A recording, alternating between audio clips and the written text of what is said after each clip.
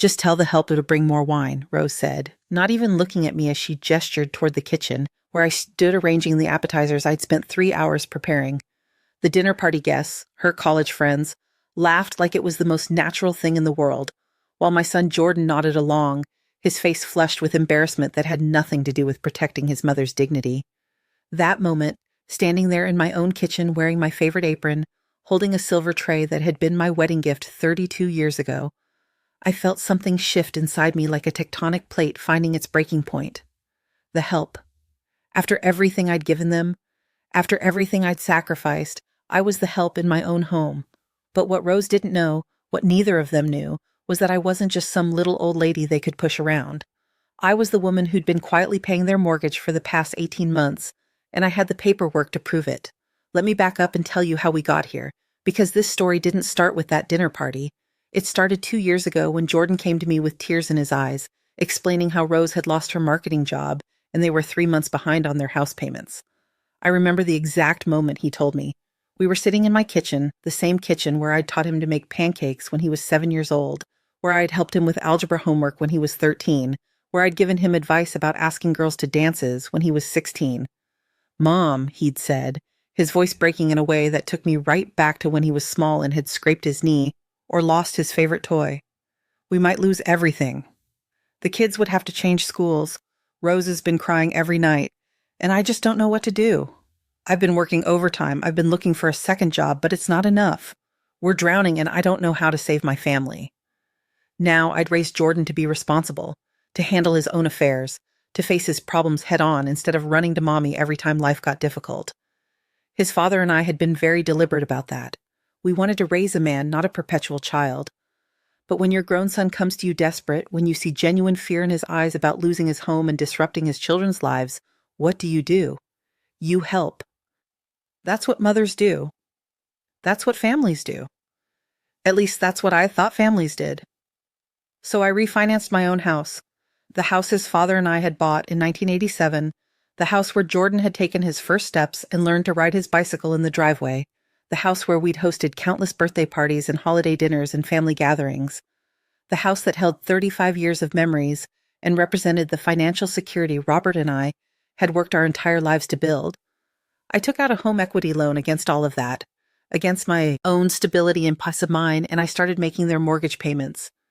$847 a month, every month, like clockwork. But here's the thing about helping your children, something I wish someone had warned me about when Jordan was born. Sometimes they start to see your generosity as an obligation rather than a gift. Sometimes they forget that you're doing them a favor, and they start treating you like you owe them something instead of the other way around.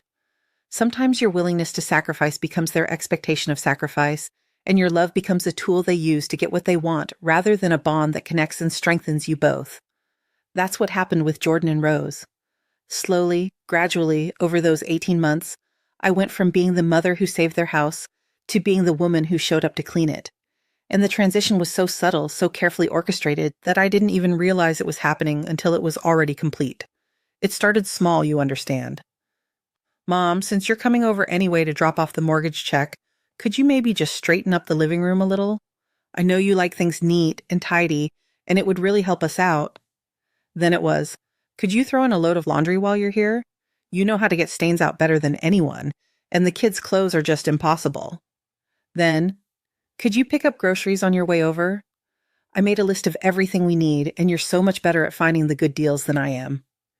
Each request came with a compliment, a recognition of my superior skills or experience, a suggestion that I was uniquely qualified to handle whatever task they needed done. Rose had a particular talent for this kind of manipulation, though I wouldn't recognize it as manipulation for months. She could make any request sound like a favor she was doing for me, an opportunity for me to showcase my abilities or spend time with the family. "Oh, Margaret," she'd say in that breathy, syrupy voice she used when she wanted something, "you're so much better at organizing than I am. Would you mind just helping me get the playroom sorted while I take the kids to soccer practice? I know how much you love creating order out of chaos, and honestly, I think it would be therapeutic for you.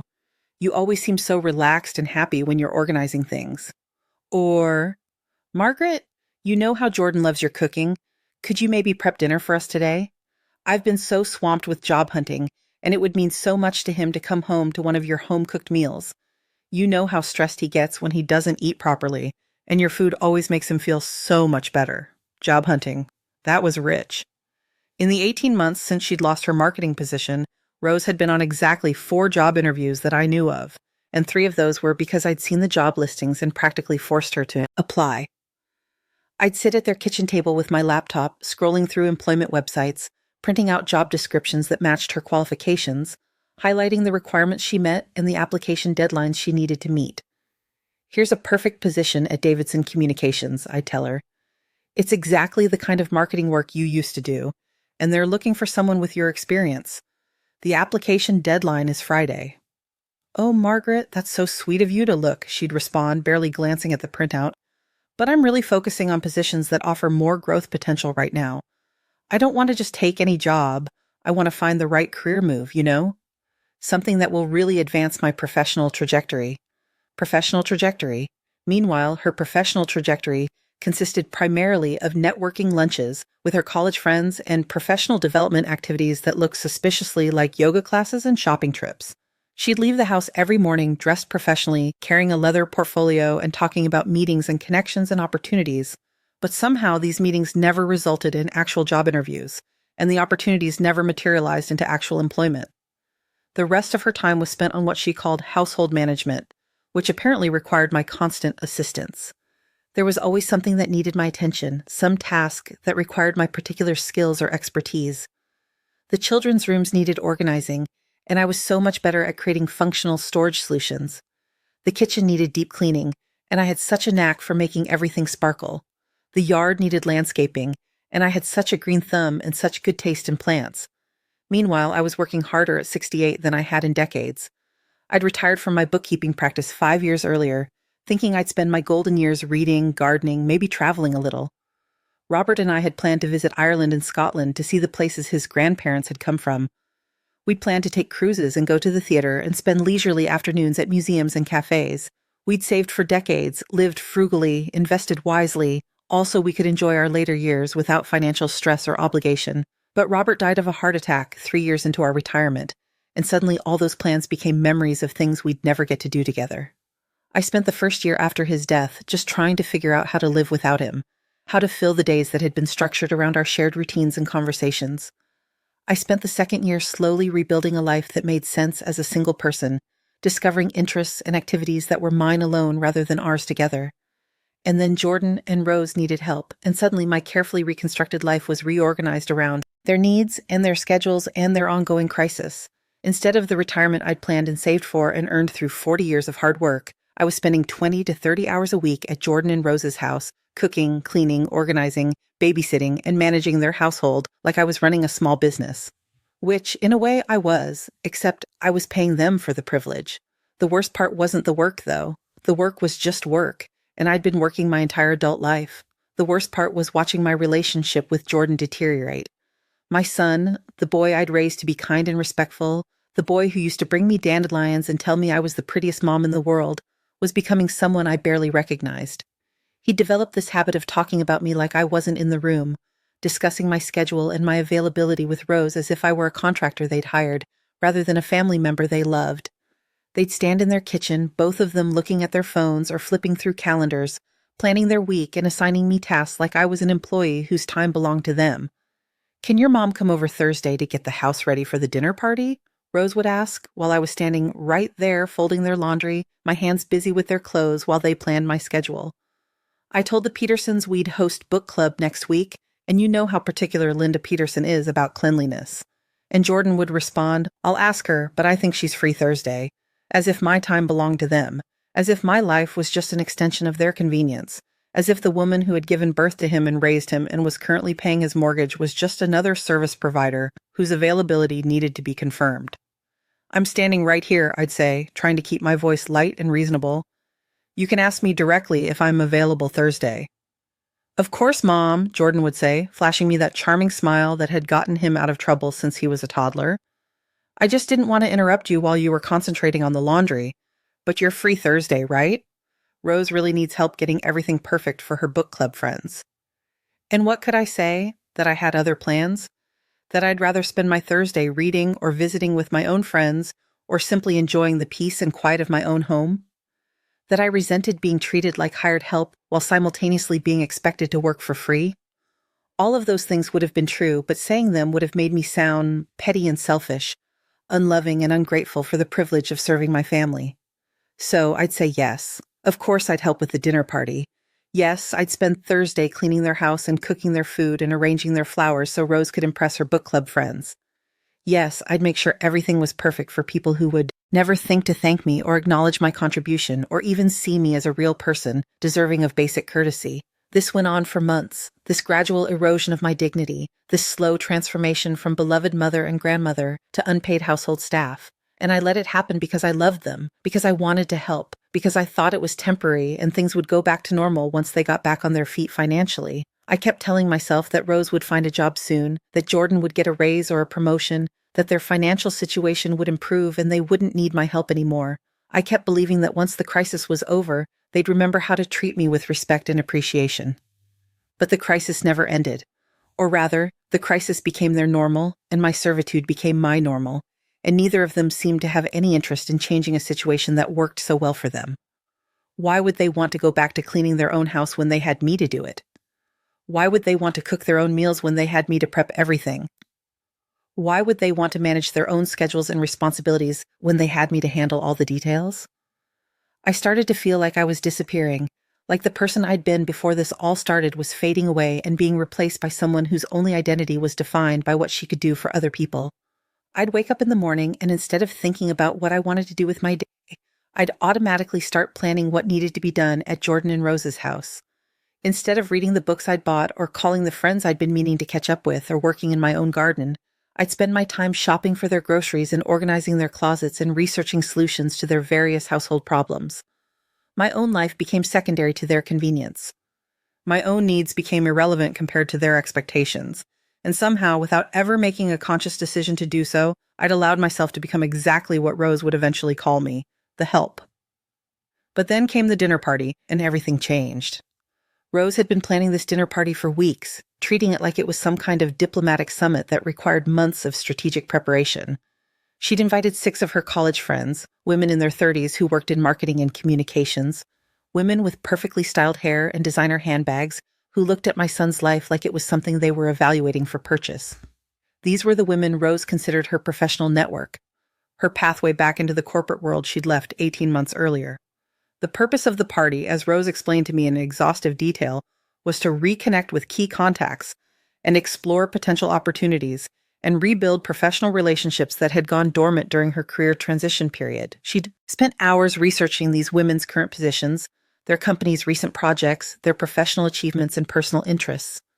She'd planned conversation topics and prepared talking points and selected her outfit with the same careful attention she might have given to preparing for a job interview. My role in this networking event was supposed to be invisible, but essential. I was to arrive early to prep the food, serve the guests discreetly, and clean up afterwards so Rose could focus on making good impressions and building valuable connections.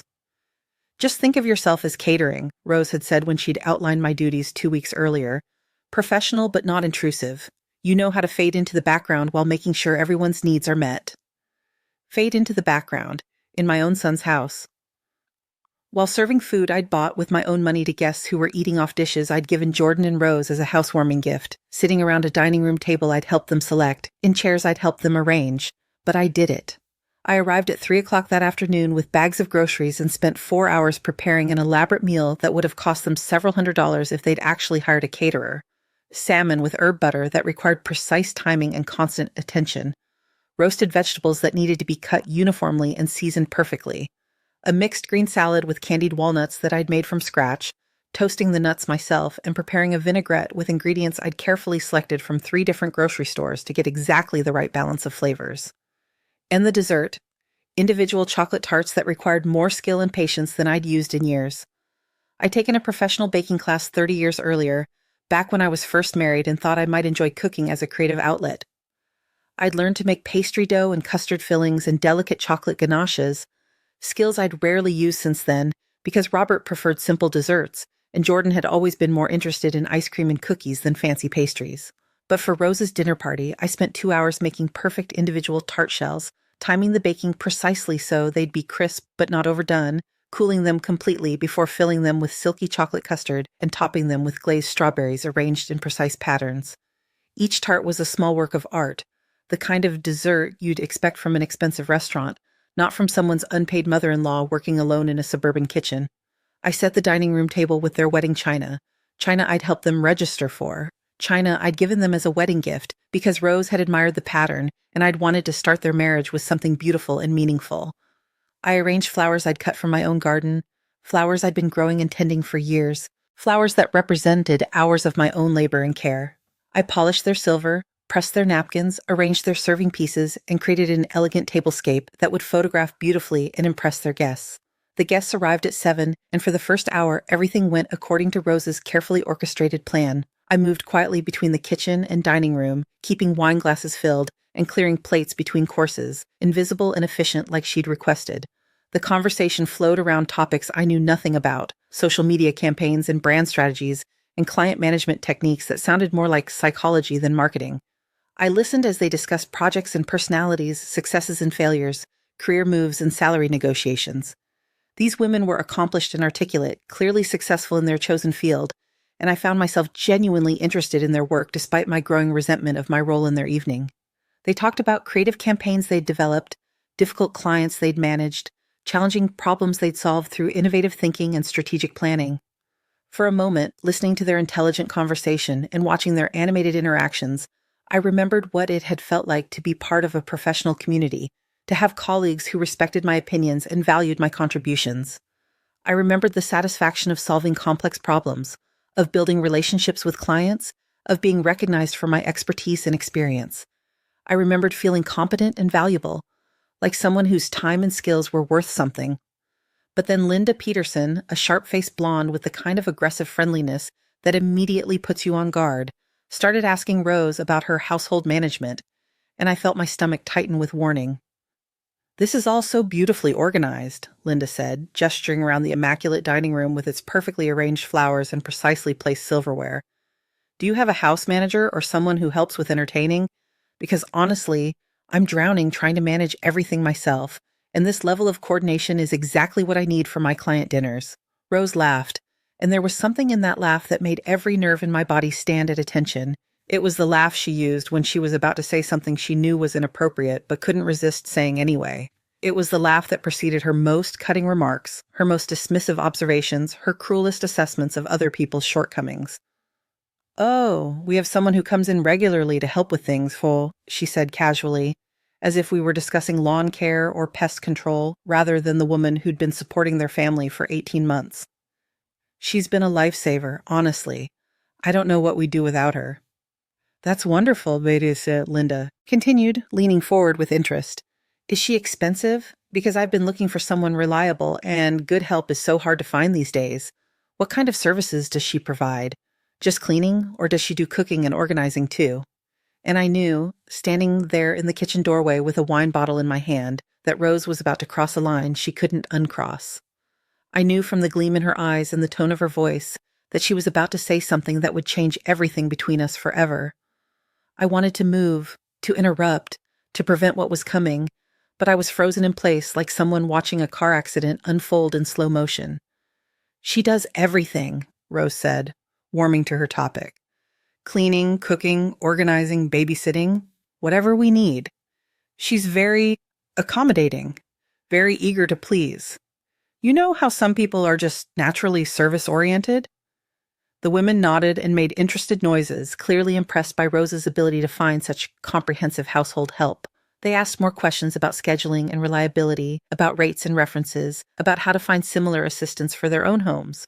And Rose answered their questions like she was discussing a service provider, someone whose personal feelings and dignity were irrelevant to their professional arrangement.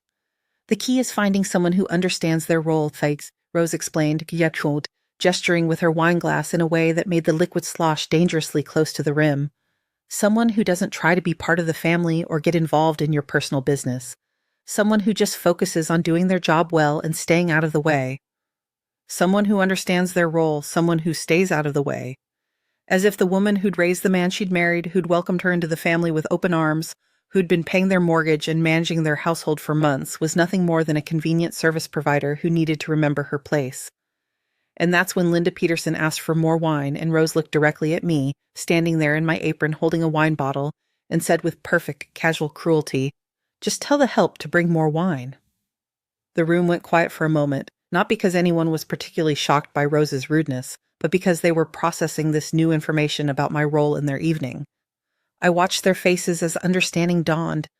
I wasn't the accomplished older woman who'd been quietly ensuring their comfort all evening, the gracious hostess who'd created such a beautiful atmosphere for their gathering. I was the hired help.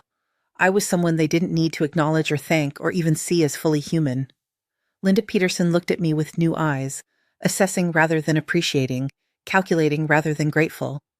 The other women shifted in their seats, some looking uncomfortable with the sudden awkwardness, others seeming relieved to understand the social dynamics so they could adjust their behavior accordingly. No more polite nods when I refilled their glasses. No more thank yous when I cleared their plates. I had been reclassified from person to service, and they could now ignore me with clear consciences. Jordan, my son, my baby boy who I'd carried for 9 months and raised for 26 years, just sat there. He didn't correct her. He didn't defend me. He didn't even look uncomfortable. He just reached for his wine glass and nodded like Rose had asked me to pass the salt, like reducing his mother to the help was perfectly normal dinner conversation. And that's when something inside me broke. Not broke like a dish that falls and shatters, broke like a dam that's been holding back pressure for too long, broke like a foundation that finally gives way under weight it was never meant to bear. All the months of being taken for granted, all the hours of unpaid labor, all the gradual erosion of respect and dignity, all of it crystallized in that one moment into perfect, clarifying rage. But here's what they didn't know about me. Here's what Rose's casual cruelty and Jordan's spineless complicity didn't account for. I wasn't just some little old lady they could push around and dismiss. I wasn't just a convenient source of free labor who could be insulted without consequence. I was Margaret Elizabeth Thompson, former owner of Thompson Bookkeeping Services, a woman who'd managed finances for dozens of small businesses over a 30-year career. I was a woman who understood contracts, payment terms, and legal obligations better than most people understood their own checking accounts. And most importantly, I was the woman who'd been paying their mortgage for 18 months, and I had the paperwork to prove it.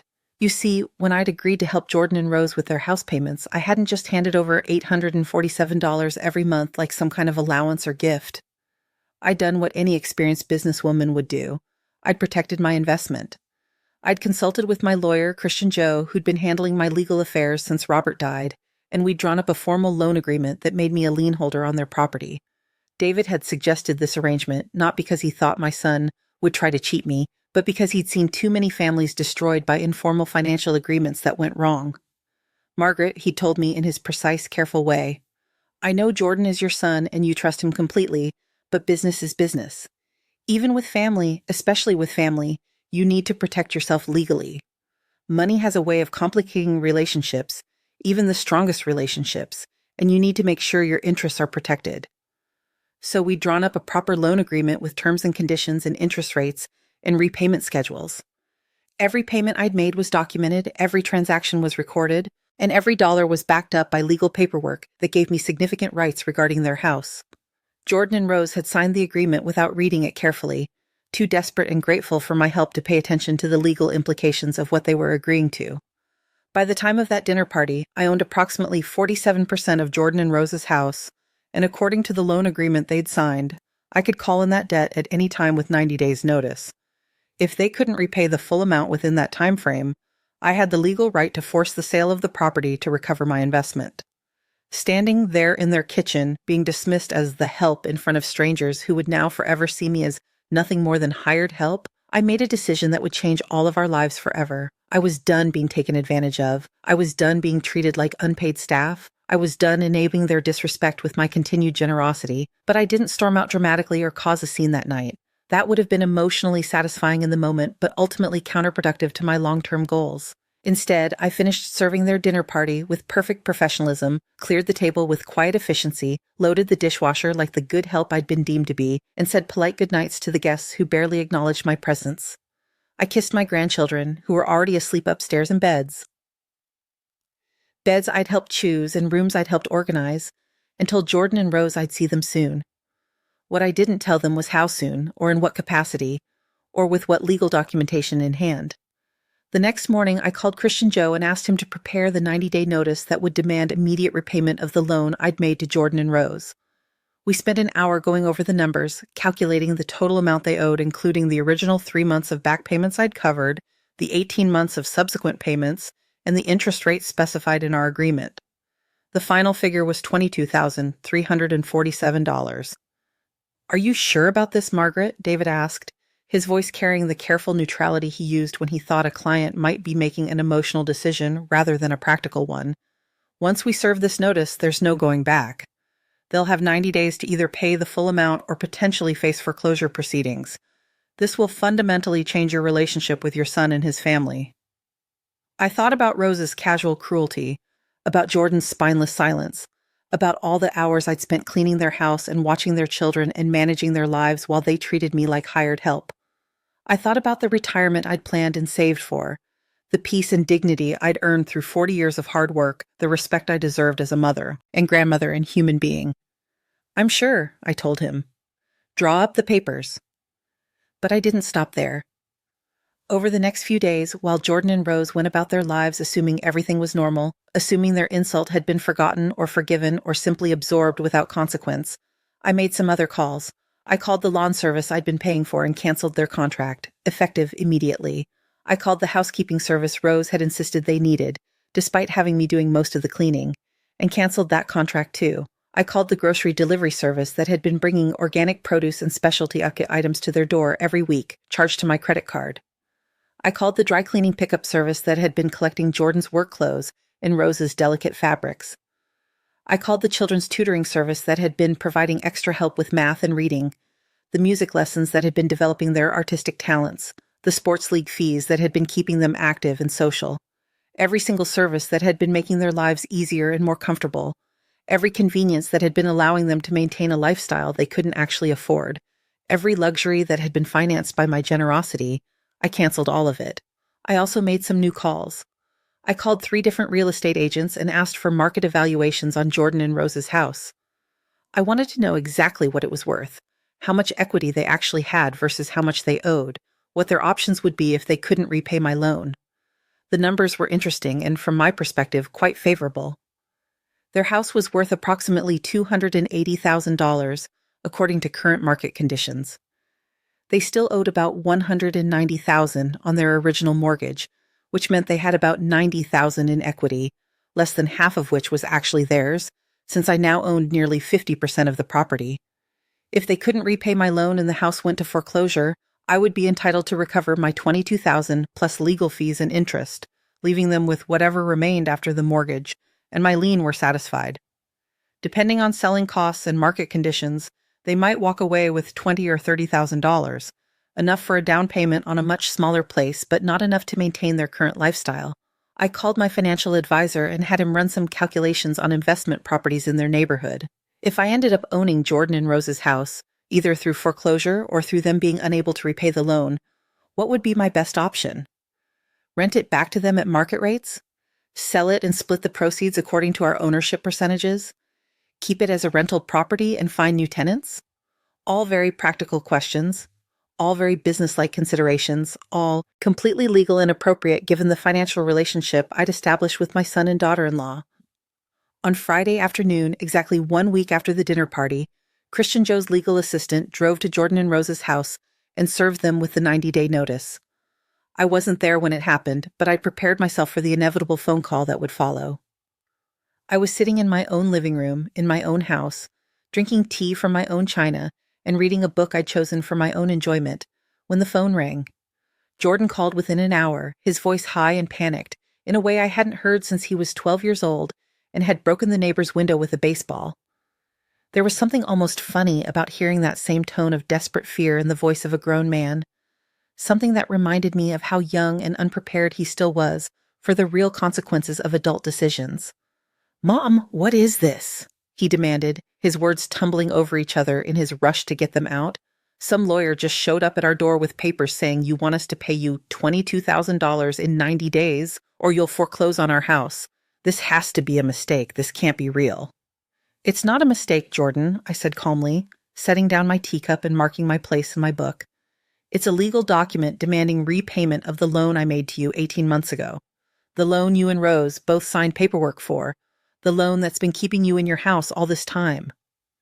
There was silence on the other end of the line, and I could practically hear him trying to process this information, trying to reconcile the mother he thought he knew with the businesswoman who was demanding repayment of a debt he'd apparently forgotten was a debt at all.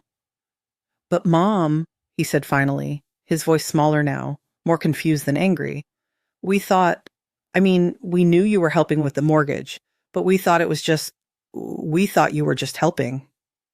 "I was helping," I agreed. "I was helping by loaning you money when you couldn't make your house payments." "But a loan is a loan, Jordan. It's not a gift. It's not charity. It's a business arrangement that comes with terms and obligations, which you apparently forgot about the moment you started treating me like your household staff. This is about the dinner party, isn't it?" Rose's voice came through the phone. She'd apparently grabbed the phone from Jordan. Or maybe they'd put me on speaker so they could both participate in what they probably thought would be a negotiation. "You're upset about what I said about the wine, so you're trying to destroy our lives?"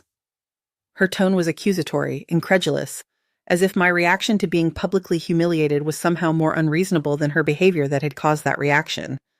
As if demanding repayment of money I'd legitimately loaned them was more outrageous than treating me like hired help in front of strangers.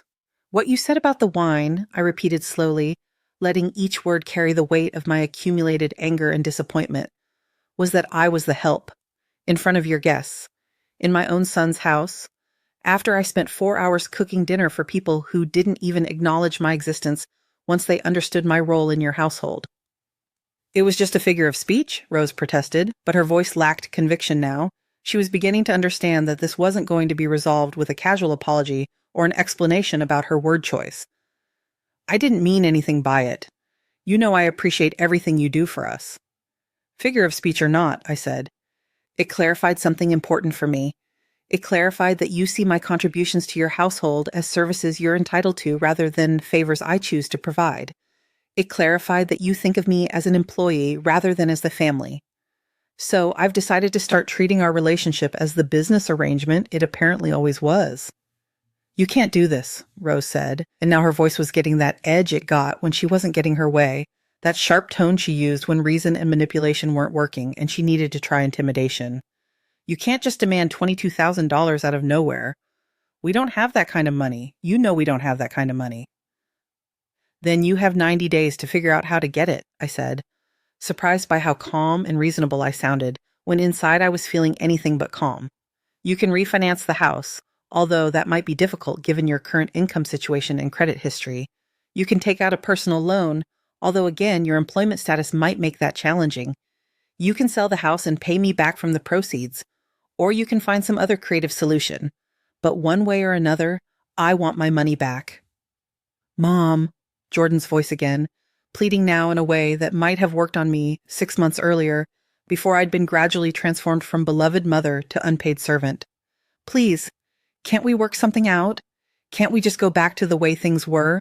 I promise things will be different. I promise we'll treat you better." And that question, that plaintive request to return to a situation where I was being exploited and disrespected, crystallized everything for me. It showed me that he still didn't understand what had been wrong with the way things were. He still saw the problem as my sensitivity rather than their behavior, my unreasonable reaction rather than their unreasonable treatment of me. "No, Jordan," I said, and my voice carried a finality that surprised even me. "We can't go back to the way things were, because the way things were was unsustainable and unhealthy for everyone involved. You and Rose need to learn how to manage your own lives without expecting me to subsidize and organize every aspect of your existence, and I need to stop enabling behavior that's turned my son into someone I barely recognize and don't particularly like." The silence that followed was so complete I wondered if they'd hung up. Then I heard Rose whisper something I couldn't quite make out, and Jordan cleared his throat in that way he'd done since childhood when he was trying to buy time to think of what to say. "Mom," he said finally, "I know you're angry, and I know we've made mistakes, but this is so extreme. This could destroy our family. The kids would have to change schools, we'd have to move. Rose's parents would find out we're in financial trouble again. Please, either there has to be another Wenki Tusa." "There is another way, Wishaki," I agreed. You can pay me back. You can get jobs that actually pay money instead of holding out for perfect career opportunities that may never come. You can sell the house and downsize to something you can actually afford. You can live within your means like responsible adults instead of expecting your mother to bankroll a lifestyle you haven't earned. I hung up the phone feeling lighter than I had in months, but also strangely empty, like I'd just severed something that couldn't be reattached. For the first time in 18 months, I had an entire weekend ahead of me with no obligations to fulfill at Jordan and Rose's house, no tasks to complete for their convenience, no schedule to arrange around their needs. It should have felt liberating, but instead it felt lonely. I'd spent so much time organizing my life around their requirements that I'd forgotten how to structure my own days according to my own preferences. What did I actually want to do with a free Saturday? What interests had I abandoned or postponed while I was busy managing their household? I spent that weekend reacquainting myself with my own home, my own routines, my own interests. I read 3 chapters of a novel I'd started months earlier and never finished. I worked in my garden, not cutting flowers for someone else's dinner party, but simply enjoying the peaceful rhythm of weeding and watering. I called my friend Eleanor, whom I'd been meaning to catch up with for weeks, but never seemed to find the time between my obligations at Jordan's house. "Margaret," Eleanor exclaimed when she heard my voice. "I was just thinking about you. How are you? How are the kids? It feels like I haven't talked to you in forever." It had been forever, I realized. Nearly 3 months since our last real conversation, and even longer since I'd had time for the kind of leisurely chat we used to enjoy regularly. I'd been so busy managing other people's lives that I'd neglected the relationships that actually nourished me. "I'm fine," I told her. "Actually, I'm better than fine. I'm available. Would you like to have lunch this week? Maybe go to that new place downtown we've been talking about trying?" Over the next few weeks, Jordan and Rose tried every strategy they could think of to change my mind. First came the guilt, trips, phone calls where they reminded me of how much the grandchildren would be hurt if they had to move, how devastating this would be for the family, how disappointed Jordan's father would be if he were still alive to see what I was doing to his son. "Dad would never have wanted you to break up our family like this," Jordan said during one particularly emotional call. "He always said family comes first, no matter what. He would have found a way to work things out without lawyers and legal papers and ultimatums." "Your father," I replied, "would never have allowed his son to treat his mother like hired help. Your father would have stood up and defended me when someone insulted me in public. Your father would have been ashamed to see you sitting there silently while your wife dismissed me as the help in front of strangers." That particular line of attack stopped after that conversation. Then came the anger, accusations that I was being vindictive and cruel, that I was destroying their lives over a petty slight, that a real mother would never treat her child this way. Rose left me several voicemails that were so vicious, I ended up playing them for Christian Joe to make sure they didn't constitute harassment. "You bitter old woman," one message began. "You're so pathetic and lonely that you have to destroy other people's happiness to feel important. You're jealous because I'm young and beautiful and Jordan chose me instead of staying home with his mommy forever. You can't stand that he has a real family now instead of just you." Another message was even worse. "I hope you're happy when your grandchildren grow up hating you for what you did to them. I hope you die alone in that empty house with no one who cares about you, because that's exactly what you deserve." David listened to all the messages with his usual professional composure, taking notes and asking questions about dates and times, and whether I felt threatened by any of the content. "She's clearly under a lot of stress," he said diplomatically, but some of these messages cross the line into harassment. If she continues leaving abusive voicemails, we might want to consider documenting them more formally and possibly seeking a restraining order. I couldn't believe we were talking about restraining orders and harassment charges involving my own daughter-in-law, but Rose's messages had revealed a side of her personality I'd never seen before. The mask of sweetness and gratitude had completely fallen away, replaced by raw hostility and personal attacks that were clearly designed to wound me as deeply as possible. Then came the bargaining. Offers to pay me back gradually, promises to treat me better, suggestions that we could work out some kind of modified arrangement where I continued helping with the mortgage, but they respected me more. Jordan even offered to pay me a salary for the household work I'd been doing, as if the problem was that I wanted to be paid rather than that I wanted to be respected. "We could set up a formal arrangement," he suggested during one of our increasingly strained phone conversations. "You could be like a household manager or a family assistant. We'd pay you a fair wage, give you set hours, treat it like a real job. That way, everyone knows where they stand and there's no confusion about roles or expectations. The fact that he thought the solution was to formalize my servant status rather than eliminate it entirely showed me how far apart so we'd grown in our understanding of what family relationships should look like. He genuinely believed that paying me to clean his house would somehow make the situation more dignified than expecting me to do it for free. "Jordan," I said, "I don't want to be your employee. I don't want to be your household manager or your family assistant. I want to be your mother, which means I want to be treated with the respect and consideration that mothers deserve from their children." "But you'd still help us, right?" he pressed. "I mean, if we paid you properly and gave you more appreciation, you'd still be willing to help with things around the house?" And there it was, the fundamental misunderstanding that had created this entire mess.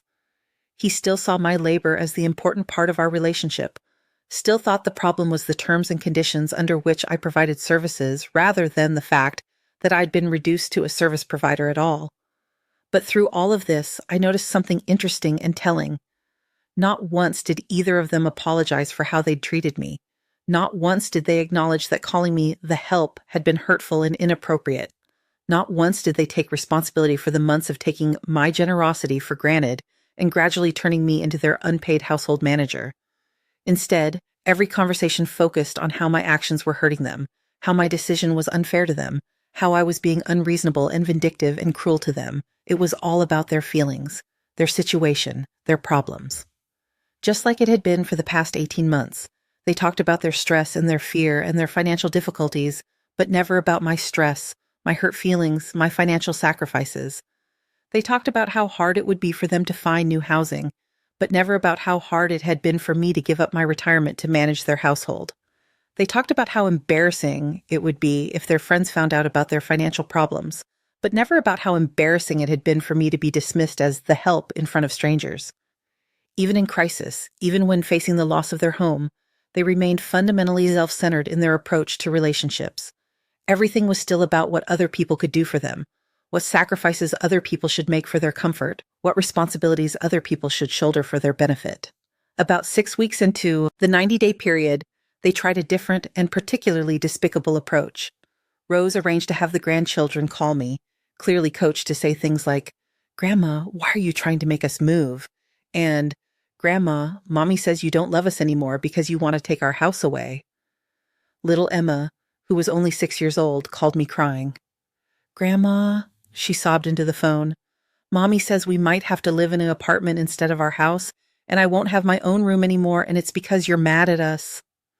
My heart broke listening to that sweet little voice, knowing that Rose had deliberately used my granddaughter's innocence as a weapon against me. Emma had no understanding of mortgages or loans or adult financial obligations. All she knew was that her beloved grandmother was somehow responsible for threatening her security and stability. "Sweetheart," I said, trying to keep my voice calm and reassuring, while my hands shook with rage, "Grandma isn't mad at you. Grandma loves you very much, and nothing will ever change that." "Then why do we have to move, Haikayo?" she asked. "Why can't you just let us stay in our house?" How do you explain complex adult financial relationships to a 6-year-old? How do you tell a child that her parents have been living beyond their means and treating you badly without turning her against them? How do you protect her innocence while also protecting yourself from emotional manipulation? "Sometimes grown-ups have to make difficult decisions about money and houses," I told her. "It's not because anyone is bad or wrong. It's just because sometimes things change and people have to figure out new ways to solve their problems."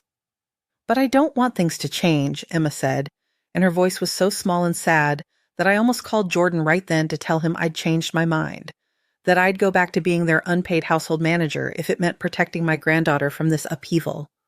But then I thought about what kind of lesson that would teach Emma about standing up for yourself, about demanding respect, about refusing to be treated badly even by people you love. Did I want her to grow up thinking that women should accept disrespect for the sake of keeping peace? Did I want her to learn that family love meant tolerating abuse and exploitation? "I know you don't, sweetheart," I said. "Change can be scary, even when it leads to good things, but sometimes change helps people learn and grow and become stronger. And no matter what happens with houses and moving, Grandma will always love you and always be part of your life." After Emma hung up, I called Jordan immediately, and for the first time since this whole situation began, I was truly angry rather than just disappointed. If Rose ever coaches the children to manipulate me again, I told him, my voice shaking with fury, I will not only proceed with the foreclosure, but I will also document her behavior for any future custody proceedings that might arise from your divorce. Divorce? Jordan said, sounding genuinely shocked. Who said anything about divorce? Why would you even bring that up? Jordan, I said, trying to regain my composure, you're about to lose your house because you can't afford the mortgage.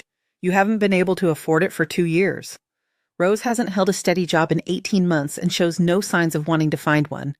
You're living entirely on credit and your mother's charity, and now that charity is ending. What do you think is going to happen to your marriage when the financial pressure really hits and you can't blame your problems on other people anymore? There was a long silence. Then, in a voice so quiet I almost couldn't hear him, Mom, I'm scared. And there it was. Finally. The first honest thing my son had said to me in months. Not anger, not manipulation, not blame or guilt or justification. Just fear. Just vulnerability. Just acknowledgement that he was in over his head and didn't know how to save himself. I know you're scared, honey, I told him. And for the first time since the dinner party, I felt like I was talking to my son instead of talking to someone who happened to share his face and voice.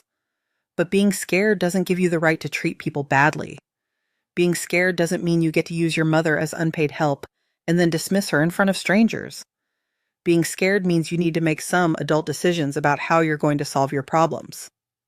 What am I supposed to do? He asked, and he sounded so young, so lost, like the little boy who used to come to me when he couldn't figure out his homework or when other kids were being mean to him at school. You're supposed to get a second job, I said.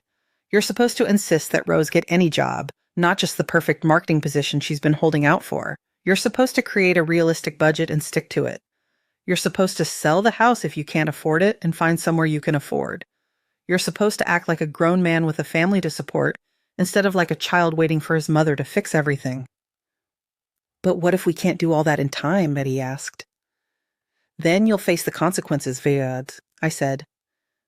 Just like every other adult in the world faces the consequences of their financial decisions. Just like I faced the consequences when your father died and I had to figure out how to live on my own. Just like I'm facing the consequences now of deciding to stop enabling your irresponsible behavior.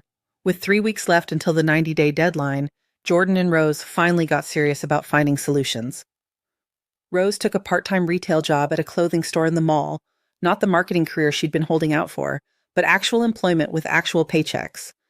It was 25 hours a week at $12 an hour, barely enough to cover groceries, but it was more than she'd contributed to the household income in 18 months.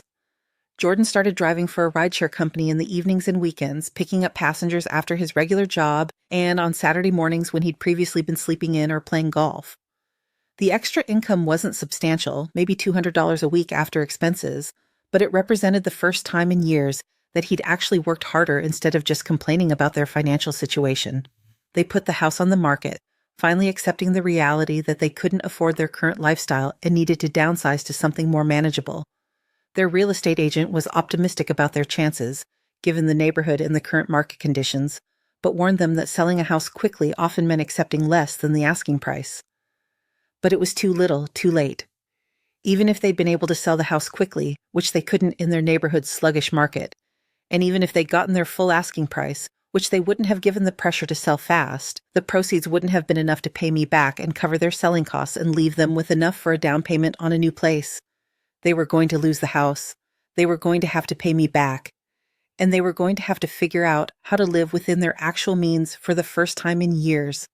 On the 85th day, 5 days before the deadline, Jordan came to see me alone. Rose was at work, her retail job, which she was apparently taking more seriously now that she understood the alternatives, and the children were at school. He sat in my living room, the living room where I'd rocked him to sleep as a baby and helped him with homework as a child, and celebrated his achievements as a young adult, and cried like he hadn't cried since his father died. He looked older than his 26 years, worn down by stress and responsibility and the dawning realization that his actions had consequences he couldn't avoid or postpone.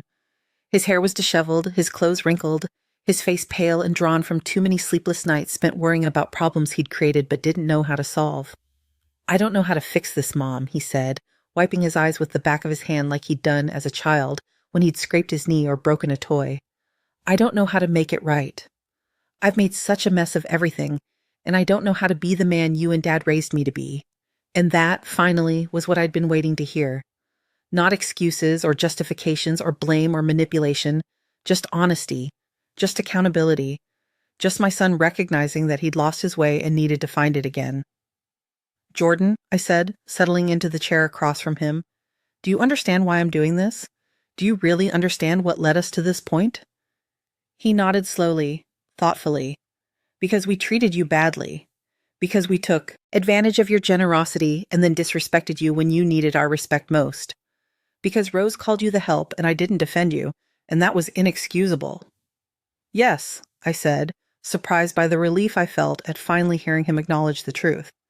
That's exactly why. And do you understand that forcing us to face financial reality, even if it's painful, is actually more loving than enabling us to continue living beyond our means indefinitely? He was quiet for a moment, considering this. I think so. It's like when you used to make me face the consequences when I made bad choices as a kid, instead of just fixing everything for me. Like when I broke Mrs. Peterson's window and you made me pay for it with my allowance money, even though it took me 3 months to save enough. Exactly like that, I agreed. Except now the stakes are higher because you're an adult with children of your own who are watching how you handle responsibility and consequences. We sat in silence for a while, both of us lost in our own thoughts. Outside I could hear the neighbor's lawnmower and a dog barking and the distant sound of children playing. Normal suburban sounds that reminded me of when Jordan was small and his biggest problems were scraped knees and hurt feelings that could be fixed with Band-Aids and hugs. Finally, Jordan looked up at me with red-rimmed eyes and asked, "Is there any way— I mean, I know I don't have the right to ask, but is there any way we could work something out? Some way I could pay you back gradually while keeping the house? I promise things would be different. I promise we'd treat you with respect." I'd been thinking about this possibility for weeks, actually. Christian Joe had suggested several ways we could restructure the loan that would allow Jordan and Rose to keep the house while ensuring I got my money back and, more importantly, ensuring that they understood the seriousness of their financial obligations. There might be, I said carefully, but it would require some significant changes in how we do things, and it would require absolute commitment from both you and Rose to those changes. Anything, Vesa, Jordan said quickly. Whatever it takes, I'll do whatever you need me to do. First, I said, Rose would need to apologize. Not to get out of trouble, not because she has to, but because she understands that what she said was hurtful and wrong. And it would need to be a real apology, not one of those, "I'm sorry if you were offended" non-apologies that don't actually acknowledge any wrongdoing. I'll talk to her, Jordan promised. I'll make sure she understands how serious this is. Second, you would both need to commit to steady employment until the loan is repaid. No more holding out for the perfect job. No more part-time work when full-time is available. You need to prioritize paying me back over your lifestyle preferences and career ambitions. Understood. We'll both work whatever jobs we need to work. Third, I would no longer provide any unpaid household services. If you want me to babysit, you pay me what you'd pay any other babysitter. If you want me to cook for a dinner party, you pay me what you'd pay a caterer. If you want me to clean your house, you pay me what you'd pay a housekeeper.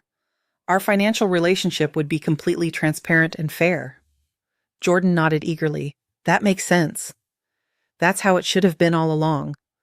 I don't know why we ever thought it was okay to expect you to work for free. And fourth, I said, leaning forward to make sure he understood the seriousness of this condition, if you ever treat me disrespectfully again, if either of you ever treats me like hired help or takes my contributions for granted or dismisses me in front of other people, the entire loan becomes due immediately. No second chances, no negotiations, no forgiveness. Done, Jordan said without hesitation. Mom, I swear to you, we will never treat you that way again. I'm ashamed that we ever did. I'm ashamed that I let it happen, that I didn't stand up for you when I should have. And you know what? I believed him.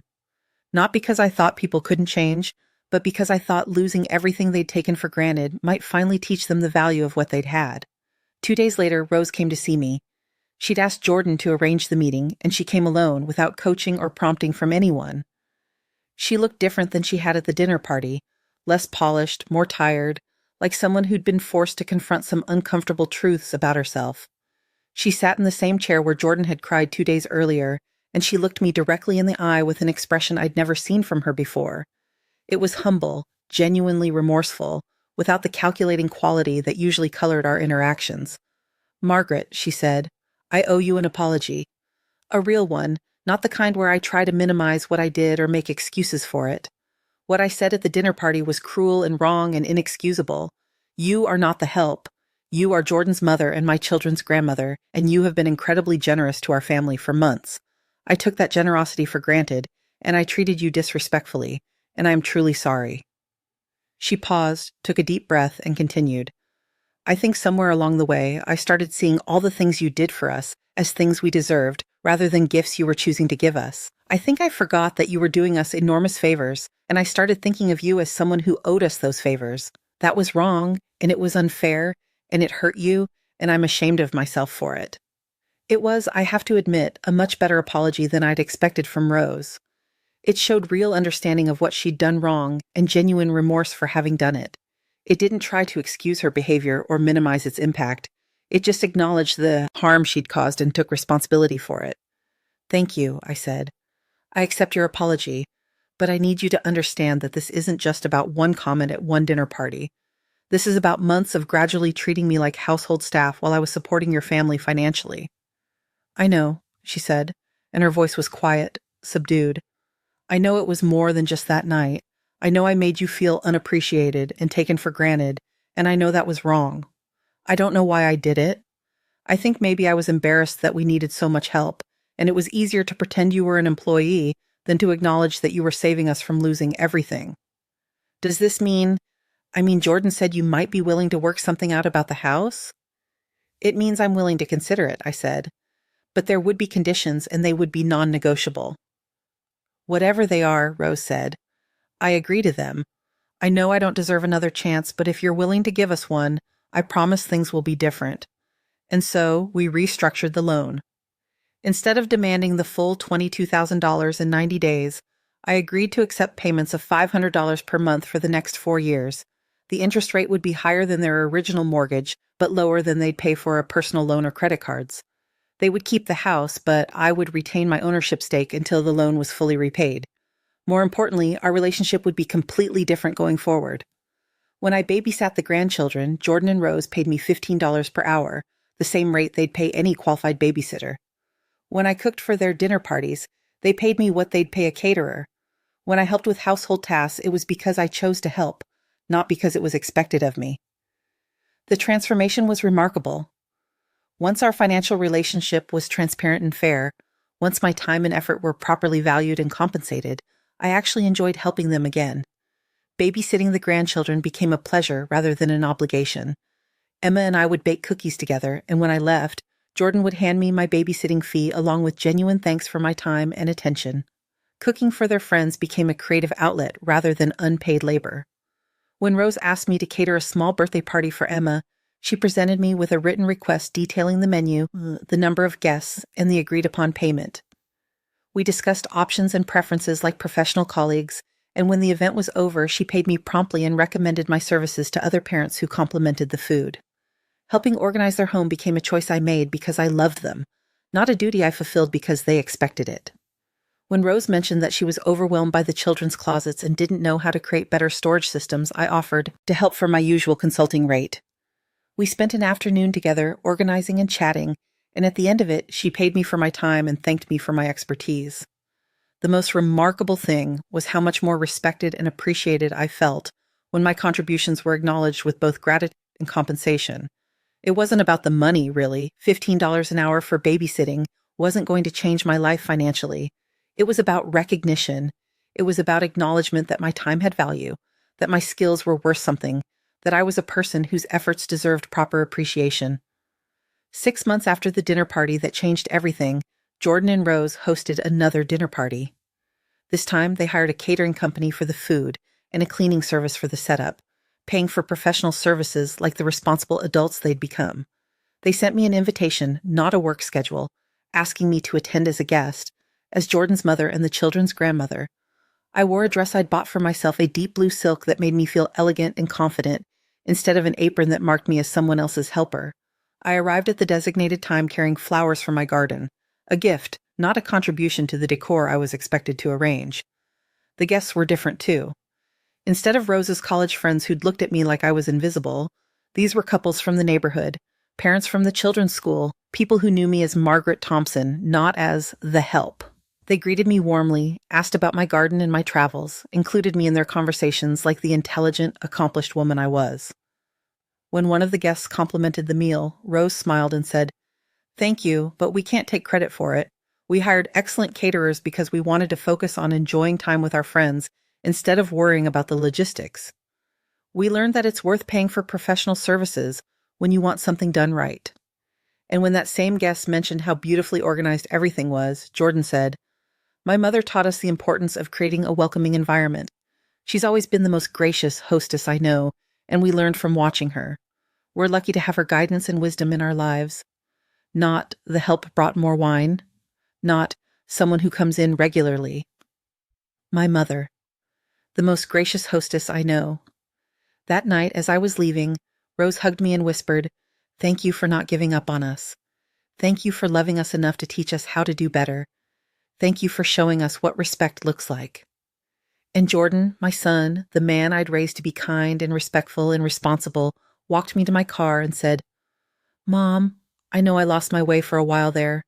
I know I became someone you didn't recognize, someone Dad wouldn't have been proud of. But I want you to know that I'm grateful every day that you cared enough about me to force me to find my way back. Today, 3 years after that terrible dinner party, Jordan and Rose have paid back more than half of what they owe me. They both work full-time jobs they don't love, but that'd pay the bills and provide stability for their family.